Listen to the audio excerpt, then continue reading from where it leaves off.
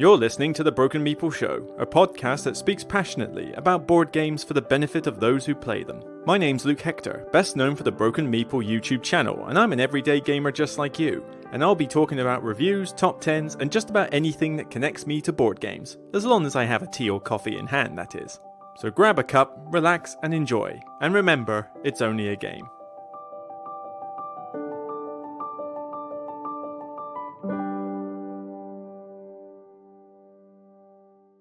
Hi everybody, it's Luke Hector here on the 19th of March 2023, fresh back from the cruise. Yes, thank you for everybody who wished me well on there. I have finished my week holiday, shall we say, which was for the most part pretty good actually. I mean, I basically joined my mates on a cruise, four of us, two of us sharing, and we went on an MSC cruise, Virtuoso I think was the ship, and we left Southampton and went around to Northern Europe places. So what did we do? We did Hamburg, we did Bruges, we did Rotterdam, and we were meant to do Le Havre, but because of the French strikes going on, we actually got diverted to Amsterdam, which worked out fantastically for me, because I wasn't even that keen on going to Le Havre. I've been there before and there's nothing really there, but I was also in an expensive bike tour.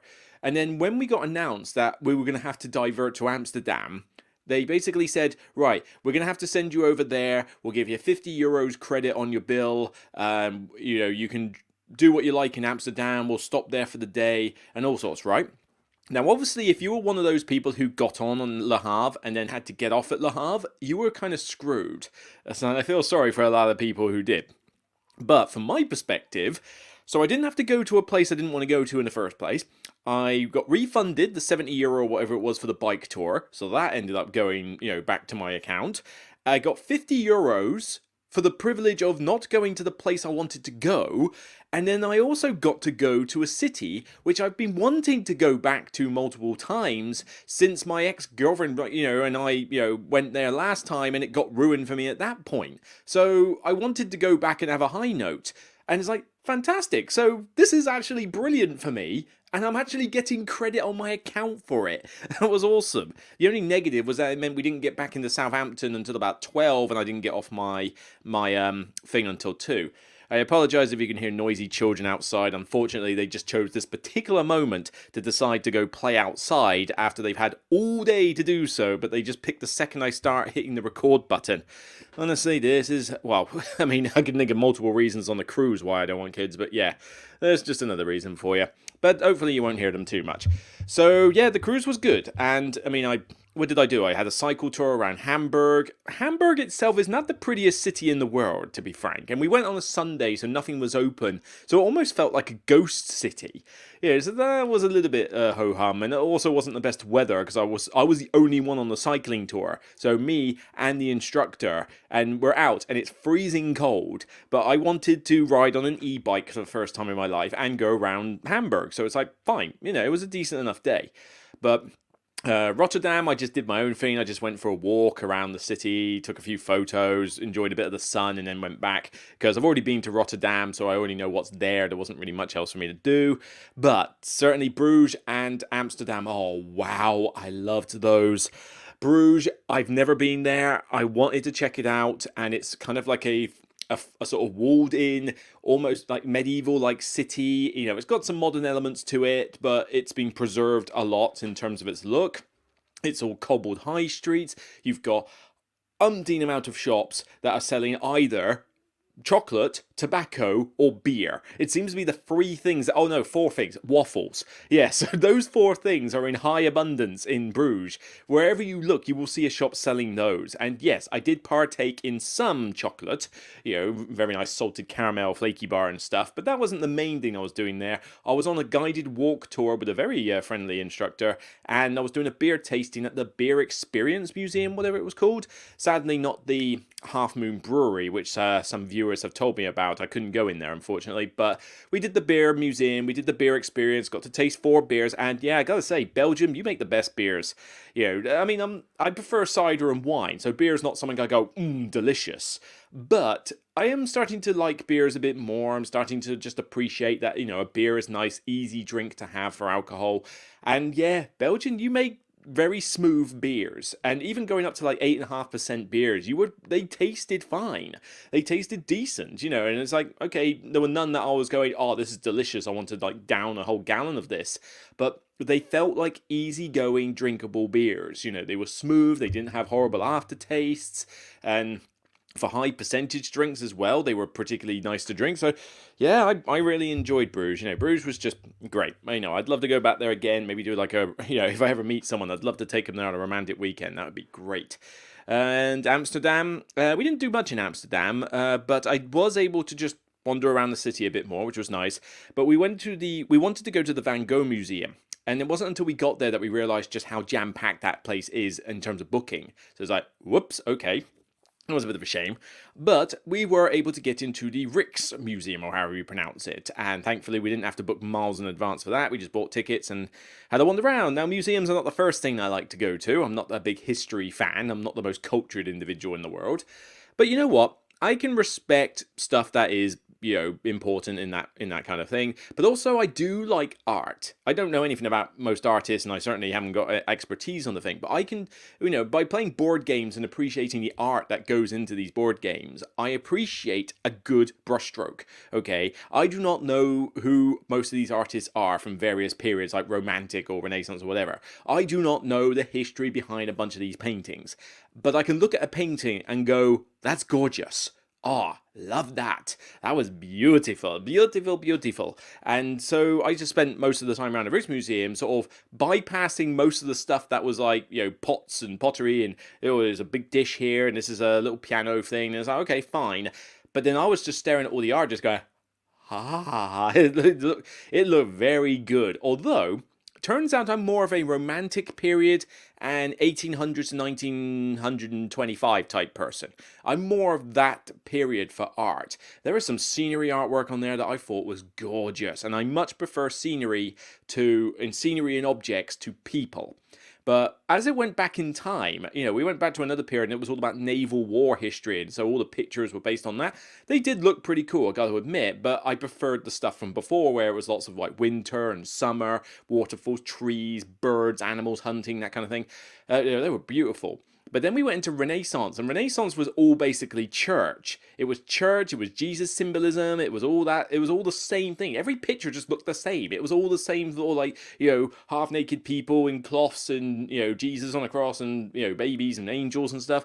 And honestly, I don't like Renaissance art. I'm not a religious person, I don't believe in it, and I just really didn't have an interest in the Renaissance art. But yeah, it was still good to at least wander around it and get a bit of an insight into it. But yeah, you know what? I enjoyed the time out. I got to have a nice sandwich at a local bar. I didn't get to have anything quintessentially Amsterdamish as such, as opposed to when I went to Bruges and had, like, you know, the local beer, the local chocolate. I even bought a massive waffle with strawberries and dark chocolate smothered all over it.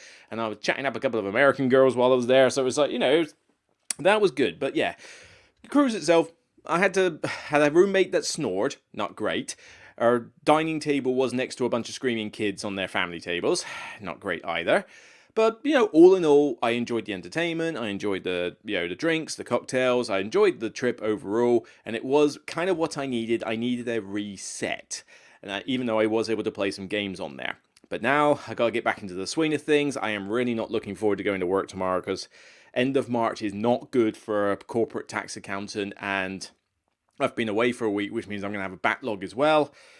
I don't know. I don't want to go to work tomorrow. I really, really don't. But, oh well, at least I can do the podcast and have a bit of fun. And yesterday was mostly just binge watching TV.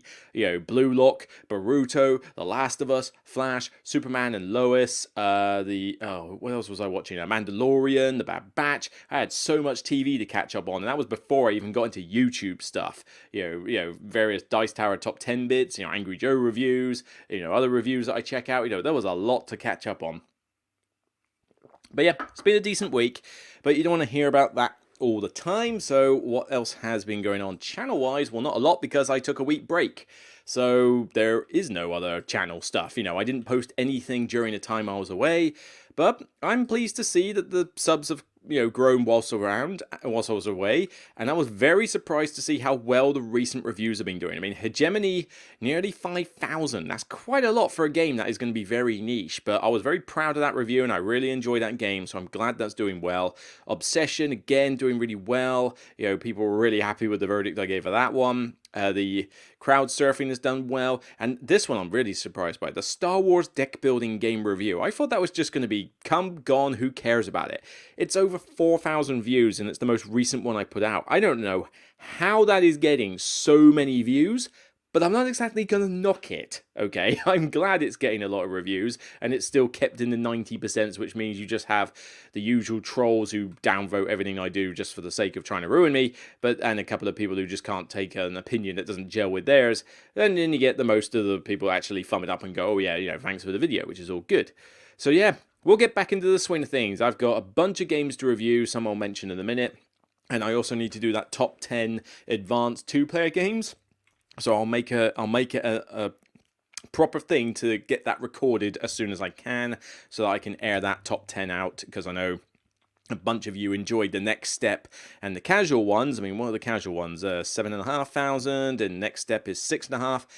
Would have liked those to have breached the 10,000 mark by now, but like I say, I'll take what I can get. So yeah, there's plenty of stuff to come on the channel, which is all going to be good for you, I hope.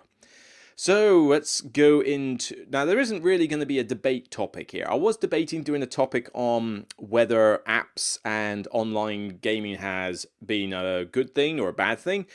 But there's a lot to do, and I'm fresh off a cruise, so I think I'm going to save that for the next one, the next podcast I do. So this one is kind of a collection of news, games I've played whilst on the cruise, but also when I got back from the cruise, because I had played some games in the last couple of days. And also to go over some actual reviews, because I've got some filler games that I played over the cruise, and I figured, you know what? Why don't I actually just review them on the podcast? Because to try and do a video for each one, particularly when most of them aren't even recent games, just doesn't seem like it's worth the work to do that. So I figured I'd just review them on the podcast. But first of all, let's check out just a couple of sneak teasers for games that I do have to review, but I will do proper videos for these ones. So first one is Goblin Vaults, and there's going to be two actually from Thunderworks Games. They sent me a couple of games recently. Goblin Vaults I played over the cruise as well, but mostly with only a couple of players and I think 2 or 3 max. I need to play this with more players to see if it's improved with 4 or 5, and also check out its solo mode. But this one looked horrendously generic when I saw it at first. I thought it's called Goblin Vaults. It's the role-player universe, which, let's face it, is just generic D&D fantasy. I mean, that is all the role-player universe is. But I love role-player. I really liked Role-Player Adventures when I played that one. I'm not interested in getting the expansion, but I figured, I've played it once and I enjoyed it. The Lockup was okay, Cartographers was okay, but like I say, I don't care about this universe. I just think those games I mentioned were pretty good. So, yeah, I'm not exactly jumping into this for the theme, but this is a deceptively clever little card game. It's not quite trick-taking, it's kind of a mixture of that and set collection in a way, but it's this cool idea where, you're playing... It's almost got a Res Arcana feel in the sense that you don't have many cards that you can use, but you're building up these columns of cards in front of you, and they'll score points based on what tiers they're in and whether they match your faction and stuff like that. But the crux of the game, which I can only show you so much actually because there's not many pictures here, but let me get this picture up. Right, so you have 3 cards in what's called the block, which is basically the row, all right, the row, and 1 card above it, which is the Warden card. If you play what you have to do is that you have to bid using a card from your hand on which card from the block you want to take, and highest value will win it, but then the Warden card acts as a trump suit, so they will top anything else. Now, if you play a card with a matching faction symbol to what the Warden card is, you also get to do a different little action which allows you to manipulate the cards in your own little tableau here, which is the only way you can do it. So that's already one cool decision. But what happens is when you bid on a card, at the end of the round, if you're the highest bid, you will get that card. But what you can also do is underbid on a card that you're not going to win. It gives a point to the person who's winning the bid, so it is a slight downside, but then you instead take the card that you placed as your bid into your collection, not the card that was in the middle. Sometimes you want the card that you're bidding with more than what's in the row, and so based on some objectives and that, you're trying to create the 4 columns in your tableau in various ways to score points by various means. But it's interesting little card game. It's hard to describe, but so far I've been intrigued. But I think with too few players, there's not enough interaction with the bidding. 3's not too bad. I think 2 is not great. Even when you use this little variant with the side guy throwing in a bid every now and again, it's not that interesting. I'm hoping solo's a bit more interesting than that, but I'm curious to get this played with 4 or 5 to see just how massive like tension it can be for bidding on 3 cards when there's all these players. But so far so good. So far so good. This has surprised me more than I thought it would. I thought this was going to be very generic and very throwaway type game, but it's intrigued me. Rulebook could be better. It's certainly not the easiest one to learn from the rulebook, but once we got the hang of it, it's like, this could be interesting. Oh, get the mint tea out. Alright, well, that's a teaser for that one. Alright, well, let's look at 10 Penny Parks. Again, Thunderworks have sent me this one. I have played it with, I've played it with 3 of us, and I've played it with myself as a solo gamer, because it has got a solo mode in it, which functions mostly as the multiplayer does. You just play against an automated opponent who doesn't do most of the game. They just collect points and clog up spaces in various ways, and you try to beat them. Pretty easy and smooth, and doesn't require a lot of upkeep, so, you know, thumbs up for that. But 10 Penny Parks is a polyomino style game where you are building a theme park. So you have a central board with the various cards on there. You have your own board, which kind of reminds me a little bit of Barren Park in a sense. And what you do is it's worker placement. So you collect your money at the start, and then you place your workers on the board to either do certain actions or collect the ride, build it. Pay the money, build the ride. You have to put the polyomino piece on your board, and you go up these 3 tracks for Thrill, Awe, and Joy, which are emotion tracks. I mean, they certainly try to fit the theme here as best as they can for a polyomino game. And being at the top of these tracks at the end of a round can get you various bonuses and points at the end of the game. So it's kind of a cross between, I don't know, it's Barren Park with a theme park theme on it, which kind of fits better than the Bear Park one, to be honest. But this one throws a couple of little twists in the mix. You don't place tiles adjacent. You can't. They can touch diagonally, but they can never touch each other. That's a very different way of doing it from what we're used to. But it also means you've got to expand your park quite a little bit more often than you used to in the past, because you know, normally you could just try and squeeze everything you possibly could on your thing, but because you've got tree markers in the way and you can't touch adjacent tiles, it forces you to expand quite a lot compared to other games, which, like I say, it's different. It really means that the polyomino side of things requires a bit of pre-planning. Other than that, though, it's just get money, get the card, and, you know, level up these tracks. It's pretty simple, pretty light, but it's good, and it's probably one of the most well-produced games that I've seen in ages, let alone from Thunderwork games. This has got the thickest cardboard I've seen used in games, and the artwork is Vincent Dutrait. I mean, this picture alone is gorgeous. You know, I've taken some pictures and put them on my Instagram. You know, look at those. Even without the filters, they look gorgeous, but with Instagram filters on, oh my god, it's a wet dream for any photographer out there. But this is a nice, light game, but I found that when I played it, money is so paramount in this game that if you don't have a decent way to generate money, either from getting some hot dog stand concession tiles and various things like that, you're really going to struggle. You need money to buy rides, you need it to advertise for points, a bit like how it works in Dracarion, and money doesn't come in a lot of quantities at the start, so you really want to get those money earners quick.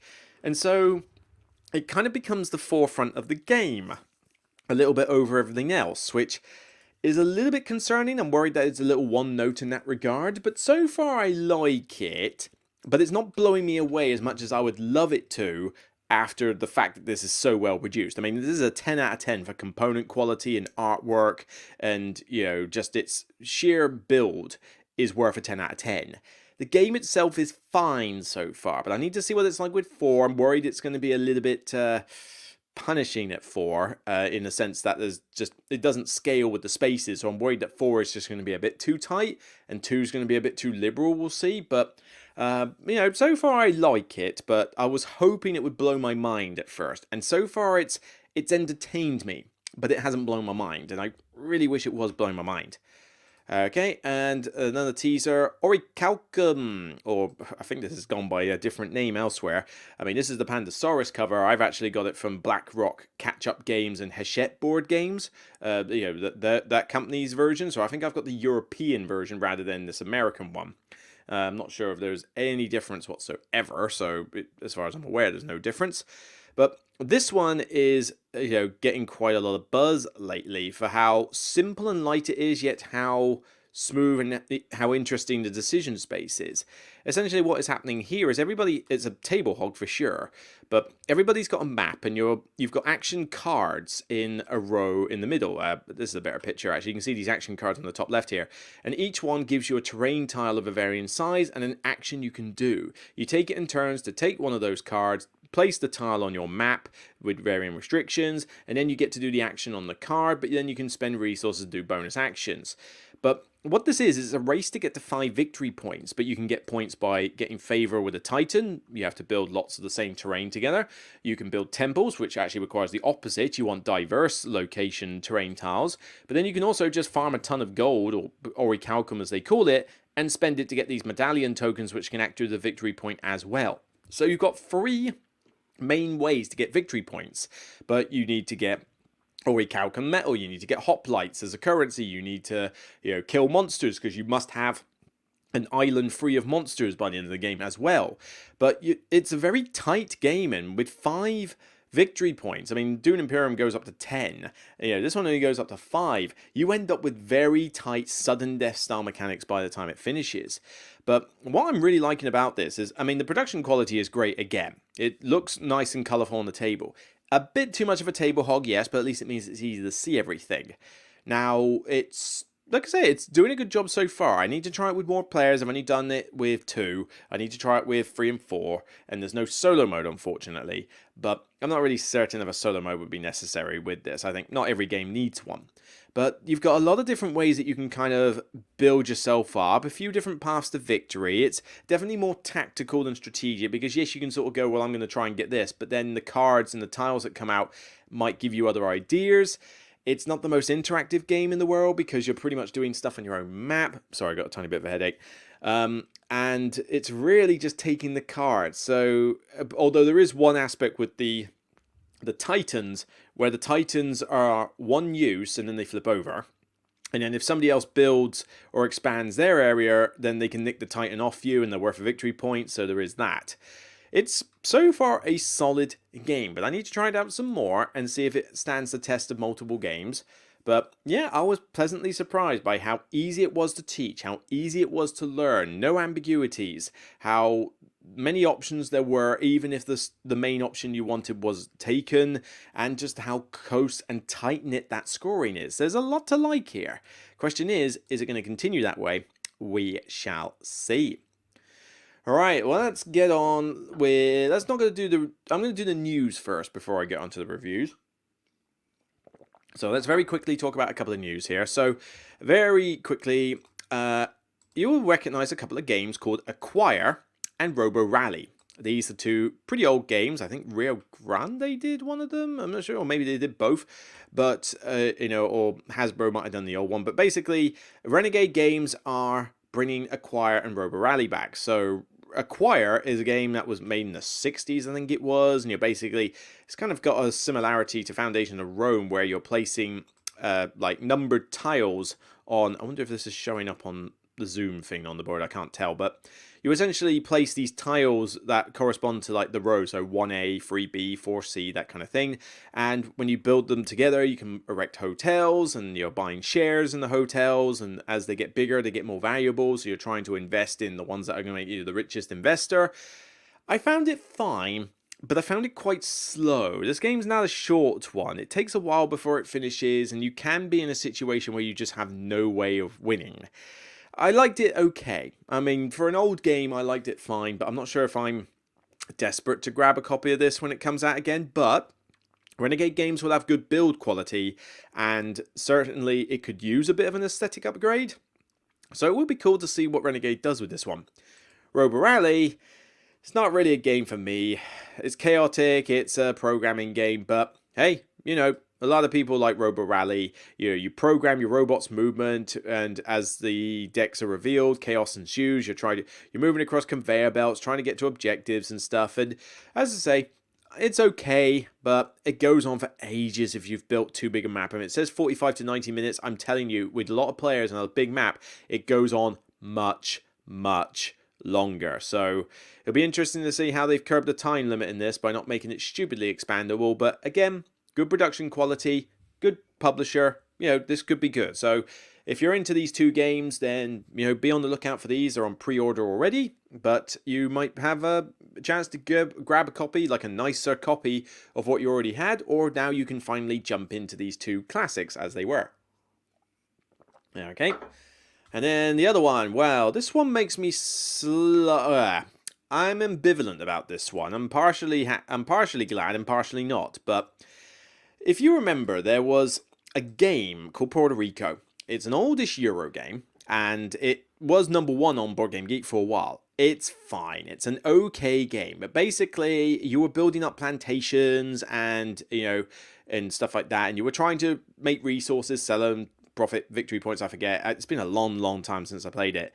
But essentially, it involved the use of essentially slaves, or, like workers of the plantations, because this was set obviously Puerto Rico, and the theme was a little controversial for some people. I mean, I tend to look past that with most themes, but I can understand why some people would not be a fan of it, particularly in the modern day climate where literally you can get offended by just about anything these days.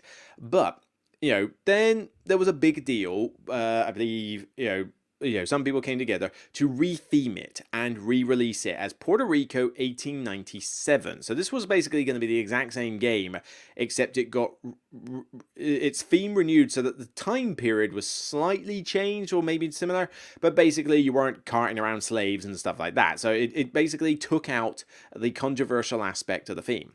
Now, there was a massive buzz about this where they're going, this game finally now has a theme, everybody should buy it, everybody buy now. And it's like, okay, you're generating a lot of hype for this just because you changed the theme. I think most people who own Puerto Rico weren't that fussed, frankly, and just simply played the game. Now, for newcomers, great, you now have a reprinted version of the game that you could grab and probably have fun with. You might want to hold off on that second point, though, because apparently this is getting a lot of backlash lately. And I read this the other day, but basically it's come out. I think it's got a layer's name on it, and Ravensburger have got there. But apparently, after it debuted at Essen Spiel 22, which, to be fair, I missed. I actually did not notice it was there. But apparently it's been marred with production problems. When the game debuted in Essen, copies included 16 fruit tiles instead of 12, only 4 coffee tiles instead of 8, and, various tile misprints, and, some graphic design had basically removed a lot of text from building tiles, which meant you had to look at overviews in order to find out what things did. And the overview had errors. I mean, this is unacceptable in 2023. But I gotta give props to a website that I do read, actually. I do read this website when they come out with reviews, the Opinionated Gamers. Don't feel like they do any videos. They're all written reviews. And you know what? I seem to find that more written reviews these days are more, objective and honest than a lot of video reviews these days. I make a big deal about a lot of preview videos basically being hype creators and stuff, and some creators doing nothing but saying good things, meaning I can't trust their opinions ever. But these guys, I can get a decent opinion out of, and blimey, they go to town on this game. They really, I mean, the tagline is 1897 is literally unplayable. Now, you might argue that is a, clickbait. You might think that's a clickbait title, but they're not saying this game is good. Because it's basically, the words here, second paragraph. It is a letdown, and indeed, it is literally unplayable out of the box due to missing components. Even setting that problem aside, this version lacks several elements of functional design. And it goes into detail about how bad this has got. So I mentioned you got rules mistakes in the overviews. That is horrendous. You've got missing pieces. Yes, I know that happens with other games, but come on, this is fundamental stuff. But then also, this picture that I'm showing here, As shown in this next picture, the text instead appears instead on the back of the rulebook. Fair enough, publishers do that. But even then, for some buildings, the text is inadequate to explain the building's bonus. Take, for instance, the factory. It says you get bonus coins, but it does not say how many bonus coins. For that, you have to flip to a different part of the rulebook where the answer is embedded within text. And there's a massive paragraph of text here that says how much they get. A layer could have easily put this on the tile or on the back of the rulebook, but they inexplicably chose not to. To call this a development oversight is an understatement.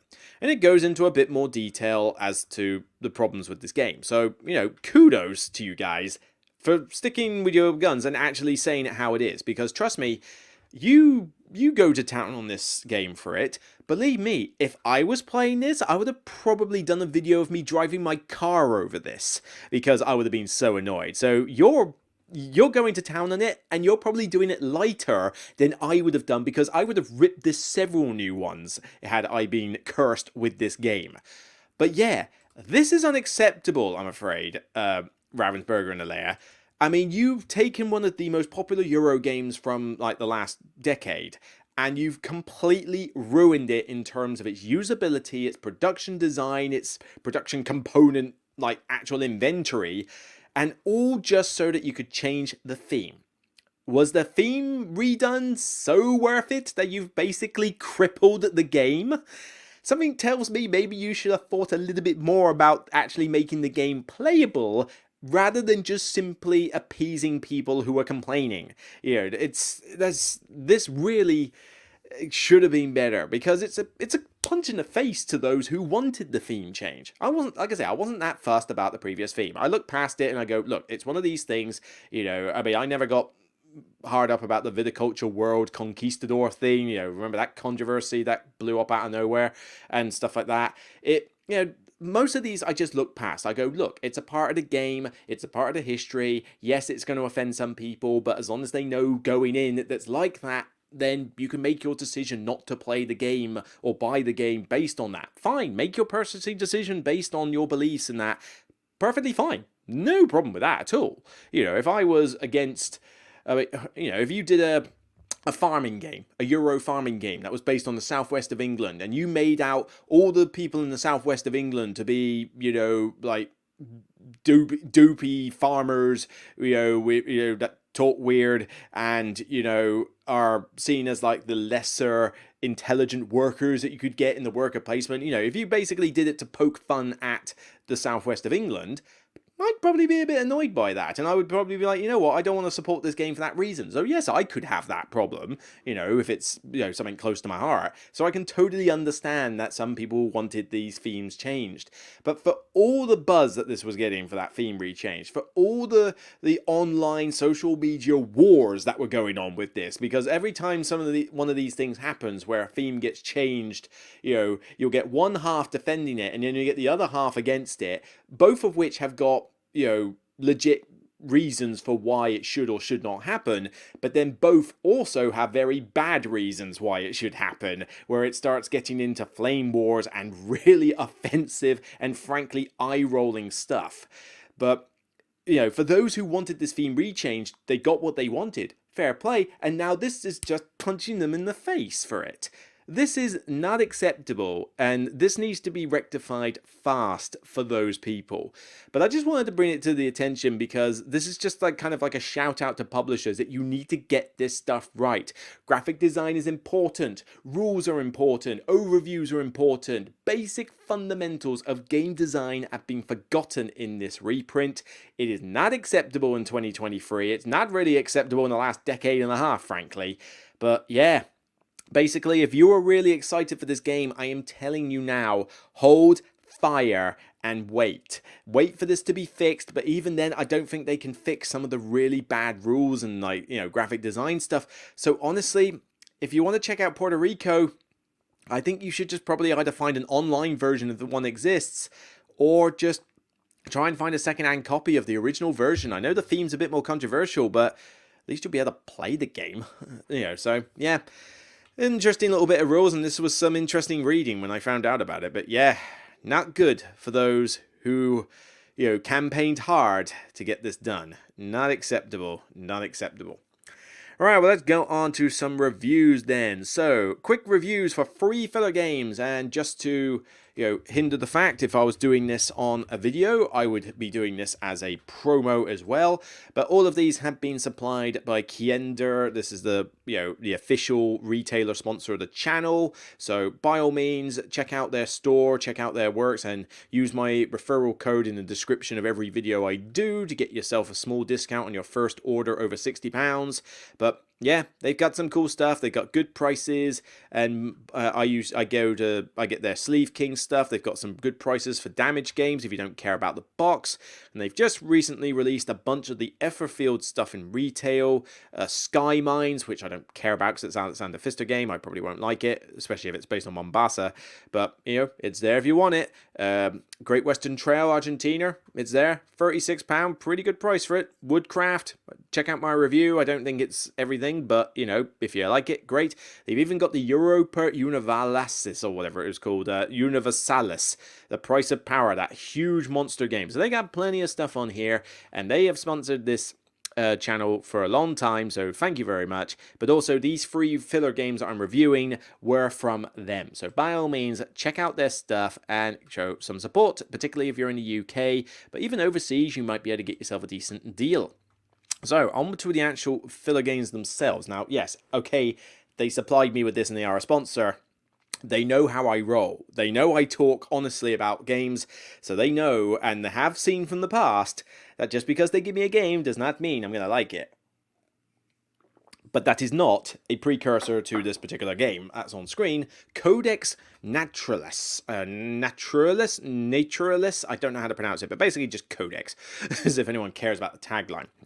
Came out in 2021. This is a card tableau game, in a sense, where the theme is whatever. It says you continue the work of the monk Tibor Quilin, assembling the pages of a manuscript. Whatever, like anyone cares. It's an abstract card game. But basically, it's all about positioning. So what you're essentially doing is you've got these cards with different colors and icons on them, kind of like an innovation style thing. And you have to place them so that they're touching corners of cards, but only where there's a legit corner to do it. So you can't place them over a blank space. It has to have a little corner bit on it. And what these cards do is that they get you these resource icons that you use in order to acquire the gold embossed cards that give you points for various conditions. There's also a couple of common objectives that you go for, as well as a secret one, which could be based on getting a bunch of icons, or in this case on this picture, placement of cards. But it's all about positioning. And you can play this with up to 4 players. You can pretty much play it solo, honestly. There's no official solo mode, but frankly, you could just play it by yourself and see what points you get, or how long it takes you to... Actually, yeah, you could literally just play it by yourself and see how many points you get at the end. That's literally all it would need. But this game really looks nice. I love these cards. These cards are great. They look cool with the pictures, but the fact is that they're gold embossed on a lot of them.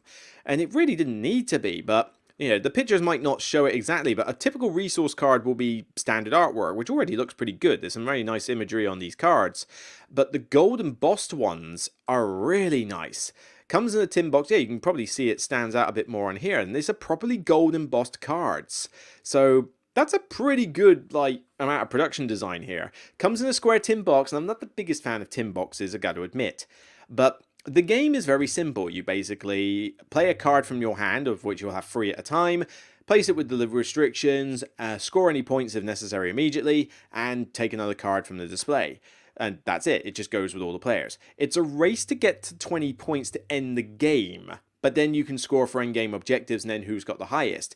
So there's a tension where people are racing to end the game either quickly or drag it out, but then there's also the objectives to aim for. So there's a good amount of tension with the scoring, and the scoring can be quite tight. But if there is a problem with this game, it's the fact that player scaling is kind of, what does it matter? There's no reason to play this with more than 2 players, because each additional player just adds time to the game, and more chaos for the display that you choose from. That's it. There's nothing else. Nothing else from the other players is added by adding them in. So honestly, you're better off just playing this with 2. And it seems to be the most fun at 2. It's a 2-player card game. And I've played this with a friend on the cruise. I've even played it with another friend who told me it was on Board Game Arena. So I've played it with her, and it's like, oh yeah, sweet, we can play this on Board Game Arena, and it's a very nice mod on there. But it's just as quick to play the card game, really, because it doesn't take much time to set up. It doesn't take much time to, play it. Although you do have to keep the cards separate, and sometimes you might struggle to tell which ones are the golden boss and which ones aren't if you've got bad lighting.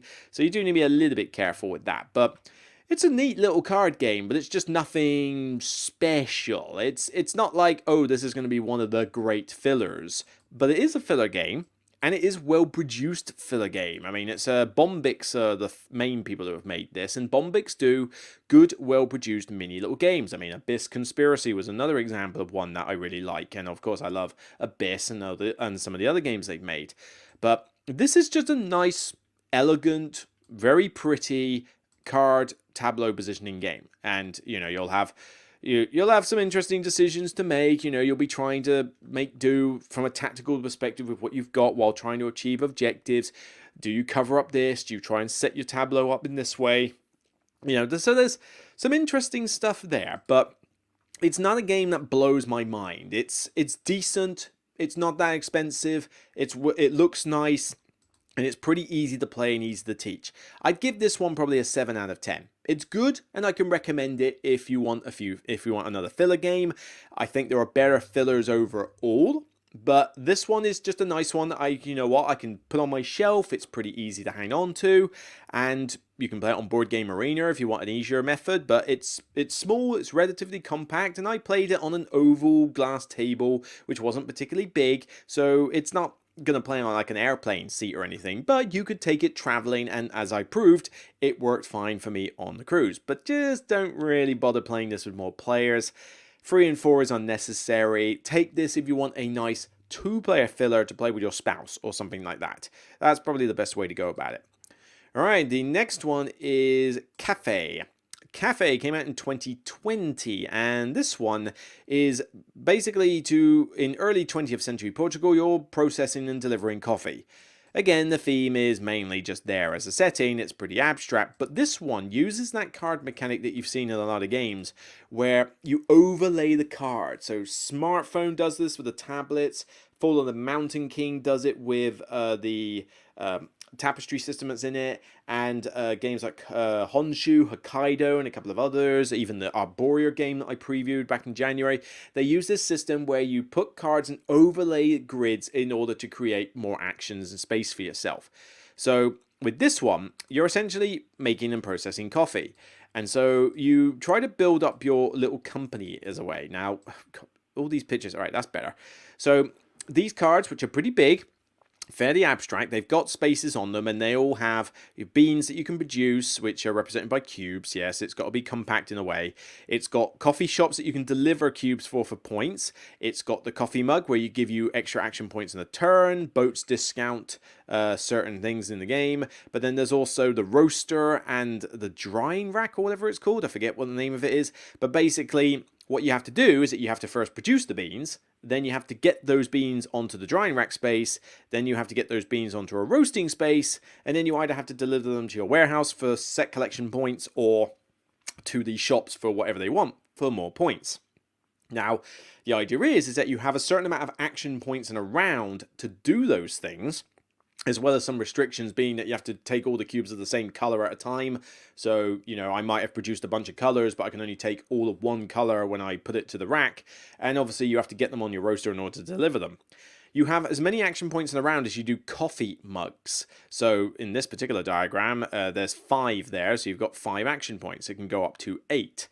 So when you're covering up these cards, and there's restrictions on how you can do it, I think you always have to overlay at least 1 or 2 squares. You can't place them underneath.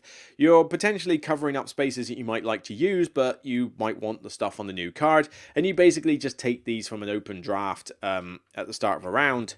It's essentially an engine builder management game. I mean, you're trying to build up an engine that's quick and reliable and efficient in order to get the most VPs. You don't have many rounds in this game. I think you only have 6, and certainly solo mode in that you only have 6 rounds.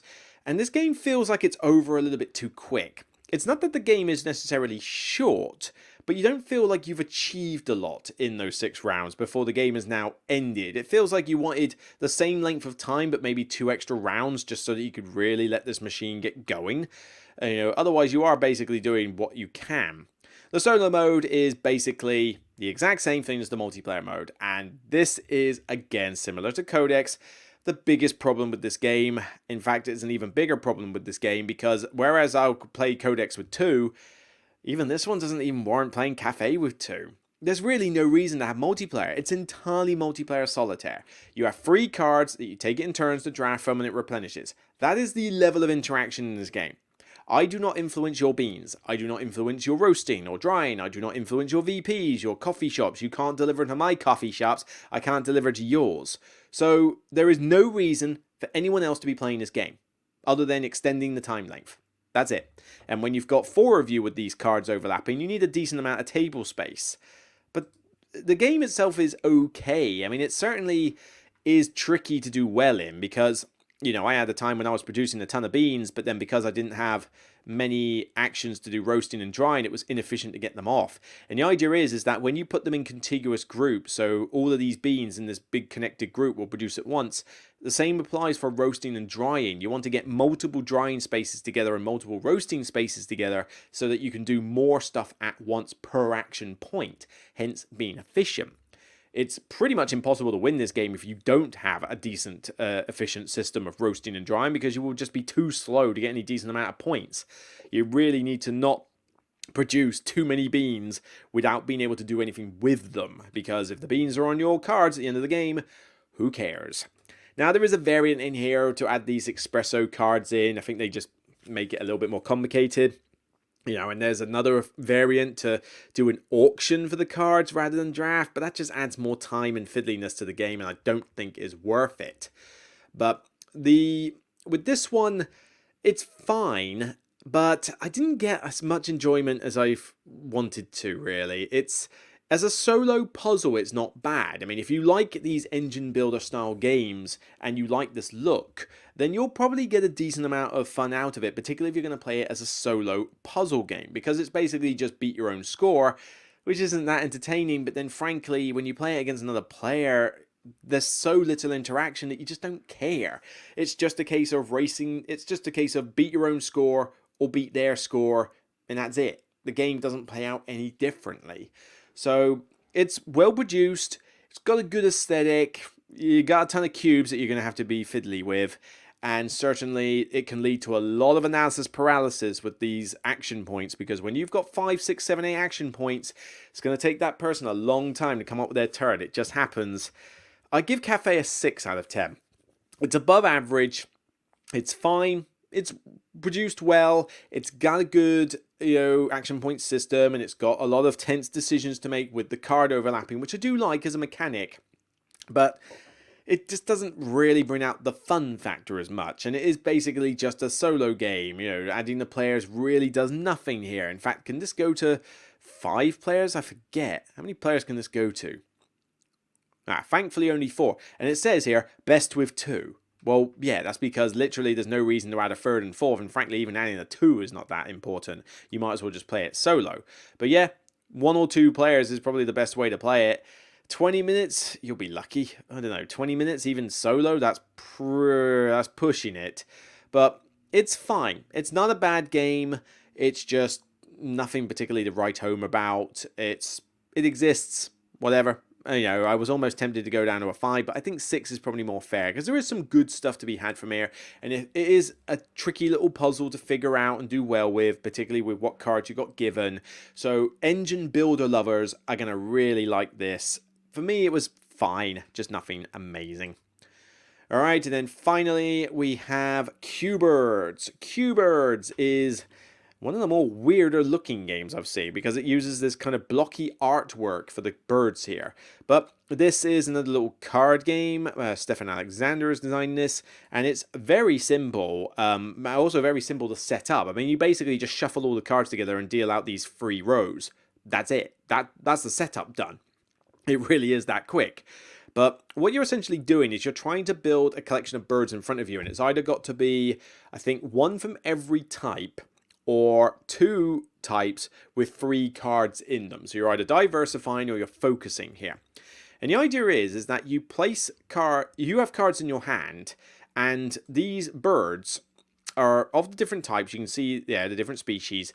And what you do is that you have to place all of one species from your hand to the left or right of the birds that are there.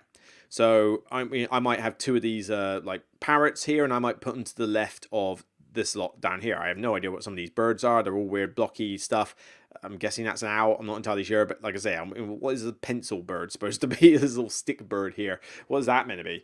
But the idea is that when you place the cards down, if you have managed to surround a bunch of cards with birds from the same species, so if you've got parrots on the left and the right and then birds in the middle, you take all those cards that are in the middle and then you keep them in your hand. You then can create a flock, which basically is dictated by the number on the top of the card. So you can have a small flock or a big flock, depending on how many of those are in your hand, and it allows you to place 1 or 2 cards respectively out in front of you for your tableau, which is related to winning the game, as I mentioned before. That's it. You carry on in that fashion until somebody meets the criteria and instantly wins. You can draw more cards in the deck if you place the birds out so that they don't surround anything, so it keeps more cards in the game. But it's basically a sort of back and forth where you're constantly drawing and placing cards down into this column tableau here in order to get the birds you need and put them in front of you and score. This becomes quite a messy game quite quickly, though, because, I mean, this is the tidiest you will probably see these cards. But when you start putting them down and picking them up and all that, these columns are going to be a mess. OCD players are going to have a field day with this. Now, the rules are very simple. It's a very simple game to learn, and I do really like this colourful artwork with the blocky birds. I think it's a nice, unique look and aesthetic. So it certainly does have the artistic merit to speak of. But in terms of the gameplay, it does feel not only very light, yeah, there is some little tactics that you can pull off at times, but for the most part it is pretty light. But also, it's just way too chaotic when you add in more players. And I know this is a running theme with these games, but sadly that's the way it is. I mean, this tableau doesn't change in size with players. So if I'm playing this with, I think this can be played up to 5. Is that right? 5? Yeah. 5 players. No. Oh, hell no. We are not playing this with 5. Because when you add more players, it just means that these rows become more chaotic. So if you've got 5 players, and I've played this with 4, right? I've played this with 4, and I refuse to play it with 5. I just outright refuse. Because 4 is already too chaotic.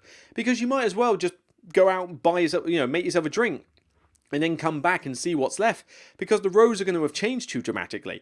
Add another player and it's just going to be even worse. The things Board Game Geek says best with 3, and I probably agree. I think 3 is a good sweet spot for that little bit of chaos, but with enough fluctuation of the rows, because the problem with only 2 of you is that the rows don't change quickly enough. It's not too bad, and you will draw more cards in the deck, but it still doesn't jumble around enough in 2 players, whereas with 4 or 5 it jumbles around far too much. So this ends up being a game for 3. I don't think you can play this solo, and I don't see the point in really playing it solo, so this is mainly a 2 or 3 player game for me. But it just, I don't know, I like it, but I don't love it. This one, with too many players, this one is actually a game I don't like. I think it's just way too chaotic with 4 or 5, and if you're planning to get this for that many players, don't. It's no point.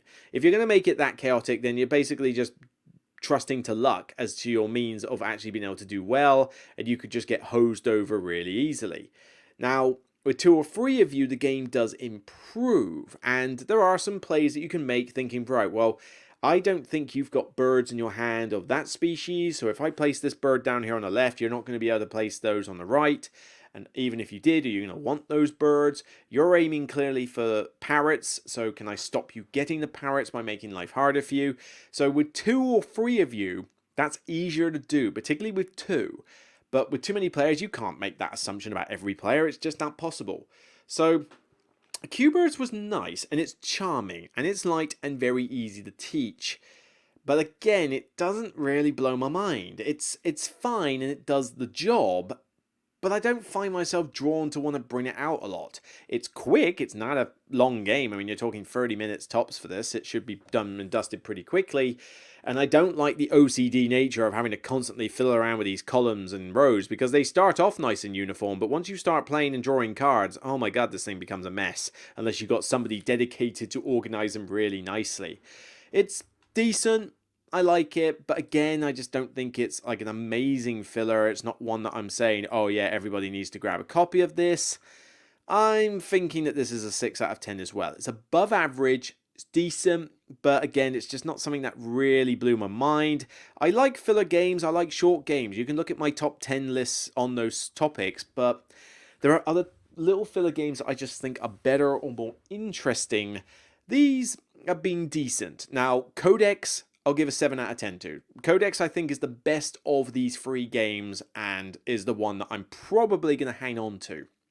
Cubirds and certainly Cafe, I don't think I'm going to hang on to. I think they're going to go on a local bring and buy, or donate them. Well, yeah, donate them back the dice maybe if they haven't got them already. So yeah, those 2 I think are going to leave the shelf, but I'll probably hang on to Codex because Codex is a neat little 2-player game when I need it.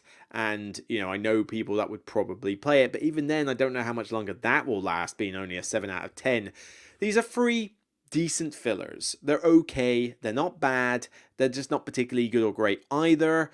And I'm sure many of you will disagree and say that some of them are fantastic. Like some of you really love Cafe, some of you really love Cubirds, but if so, what am I missing? Is there something about the game that I've not mentioned that you think is like the highlight for you? But yeah, I like them okay. I just don't particularly love these. Right, I've got my headache getting slightly worse. I really do need a drink. So I think we're going to start wrapping things up there. And we're getting on to an hour anyway, so that's pretty good. So yeah, there you go. 3 honest reviews of 3 filler games kindly donated by KIENDA. And of course, I've got more stuff to do from them because as well as those fillers, they've also sent me the Rattus Big Box. Now this one I'm very keen to get played because, okay, it looks like a boring beige Euro on the back of the box. Okay, fine, but 30 to 60 minutes, that's good. Will be short, easy to teach, I would assume. I would assume it's light rules. The card artwork on the back here actually looks pretty decent, so even though the rest of the board looks beige, the cards look cool. It's the big box. So it's got the expansions in it. So we've got Pied Piper, Academius, and Africanus. I don't know what any of these do. I don't even really know the gist of the game. You're basically maneuvering rats around at the time of the Black Death. Other than that, I don't know how the game works mechanically or anything. But this is regarded as one of those classic Euros that came out, I think, 2010. Got a bit of buzz, can't find it in print anywhere. And so I'm keen to see what this one was like. So yeah.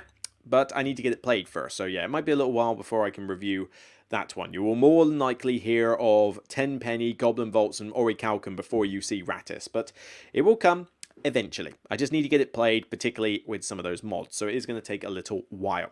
So that's it for me. I'll see you on the next Broken Meeple video. If you like what you see, please remember, thumb this up on YouTube and keep it in the algorithm. And one thing to also mention with the Orichalcum review is that it is a donated game by Zatu Games. And I have been given a second copy of Orichalcum to give away as a prize. So as well as reviewing the game, I will also be giving it out as a prize. It will be very simple. I'll probably just get people to comment on the video with a hashtag Broken Meeple or something like that, and basically I'll pick a random winner. I'm in charge of posting it, so I will post it worldwide. I might need to ask for a little subsidy though if I post it outside of the UK, because that will cost a fortune, but we'll work that out at the time. I was saying I'll work out the logistics at that point, but I will be personally posting it, not Zatu, so I can make the decisions on how I'm getting up. I've actually got the copy downstairs, shrink wrapped, and ready to go when that is the thing. So that will be coming in the future. But of course, be sure to check out the rest of the content. Check out the Obsession review, the Hegemony review, the Star Wars deck building game review, and of course, the top 10s I did for casual and next step games. I will get round to recording the top 10 advanced ones soon. I'm going to make that one of my priorities this week, so you will get to see that top 10 as soon as possible. But thanks for bearing with me whilst I went away for a week's holiday. I feel like at this point I'm going to need another week's holiday just to cope with what I'm about to come up with this week, such is the way with holidays. But hope you've enjoyed this episode, and I'll see you in the next Broken Meeple review. Take care, remember it's only a game, Love you all. Bye for now.